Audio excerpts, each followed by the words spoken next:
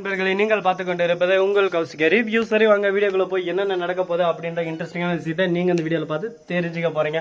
அது மட்டும் இல்லாம நம்ம விஜய்க்கும் மறுபக்கம் மல்லிக்கும் இவங்க ரெண்டு பேருக்கும் இடையில இருக்கிறது ஒரே ஒரு கேப் தான். அது யாருன்னு சொல்லிட்டு பாத்தீங்கன்னா அது வேற யாரில் கேடுகட்ட கேரக்டர் அந்த தீபிகா தான். அந்த தீபிகாவை என்னடா பண்ணலாம் அப்படின்னு சொல்லிட்டு பார்த்தீங்கன்னா அவளை அப்படியே நண்ட நசுற மாதிரி நசுக்கி ஓட விடணுங்க.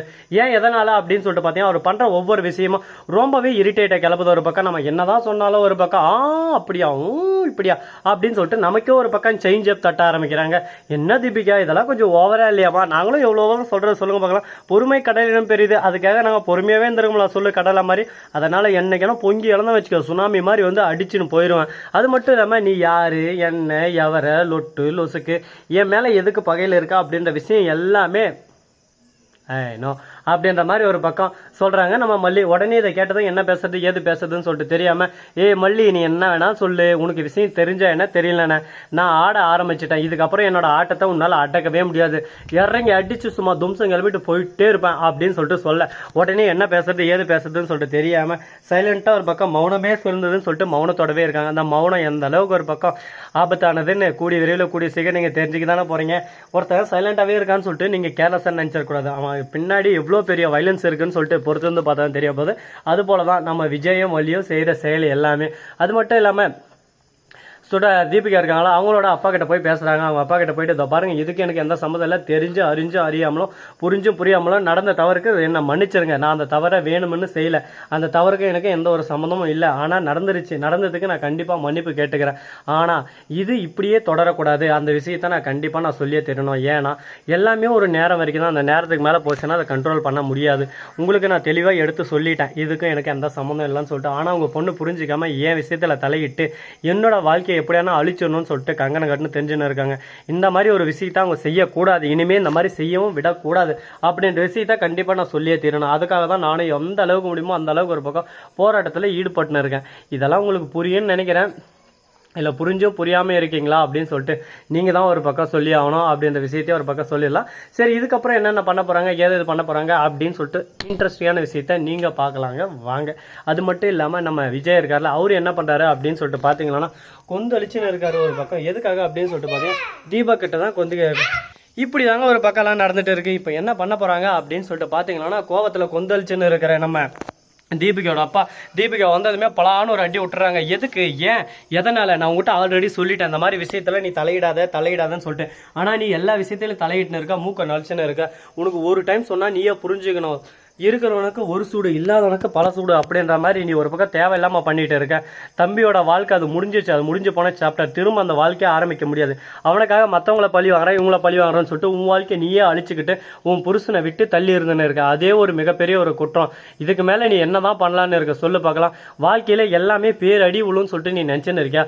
அடி மேல அடி உனக்கு விழுந்துட்டே இருந்தா என்ன பண்ண முடியும் சொல்லு பார்க்கலாம். அதனால முடிஞ்ச வரைக்கும் முயற்சி திருவினையாக்கும் சொல்லிட்டு சொல்லுவாங்களே, அதுக்கேற்ற மாதிரி தான் நம்ம எல்லாத்தையும் செஞ்சுட்டு இருக்கோம். அதுக்கேற்ற மாதிரி எல்லாமே நடக்குமா நடக்காதா என்ன பண்ண போறோம் ஏது பண்ண போறோம்னு சொல்லிட்டு பொறுத்து வந்து தான் பார்க்கணும். அது மட்டும் இல்லாம இதில் இன்னும் நிறைய விஷயங்கள் எல்லாமே ஒரு பக்கம் ஒளிஞ்சிட்டு இருக்குங்க.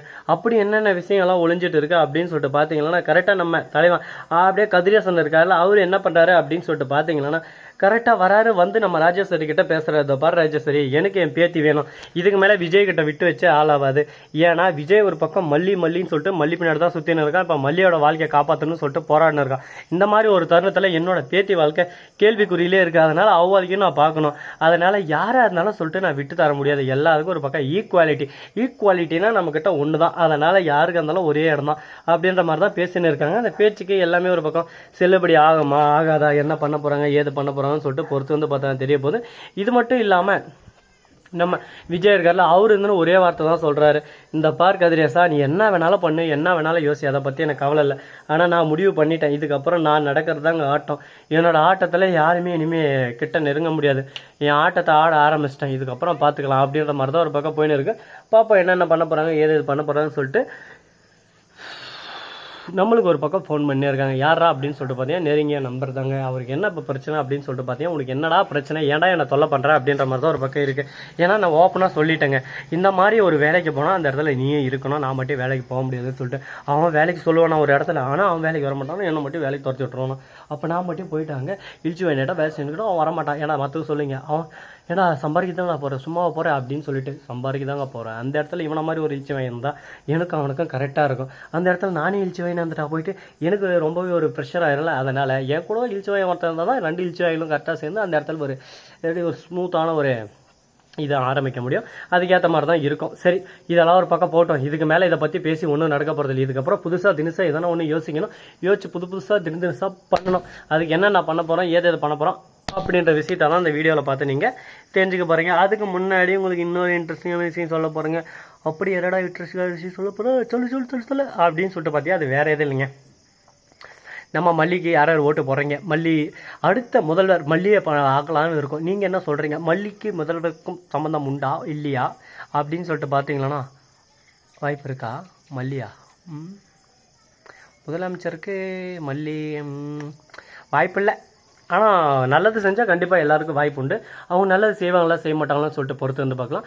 இந்த வீடியோ உங்களுக்கு பிடிச்சிருந்தா லைக் பண்ணுங்கள், கமெண்ட் பண்ணுங்கள், ஷேர் பண்ணுங்கள், டிண்டிங் மேலே தட்டி விட்டு போங்க. அப்போ தான் நான் போகிற அடுத்த வீடியோ உங்களுக்கு உடனுக்குடன் நோட்டிஃபிகேஷனில் வந்து கொண்டே இருக்கும். மிக்க நன்றி. தேங்க்ஸ் ஃபார் வாட்சிங். Tata C you. நன்றி, வணக்கம். வந்து நம்பருக்கு தருக பொட்டாமா வட்டமா வட்டம் தட்டம் சொட்டம் சொட்டம்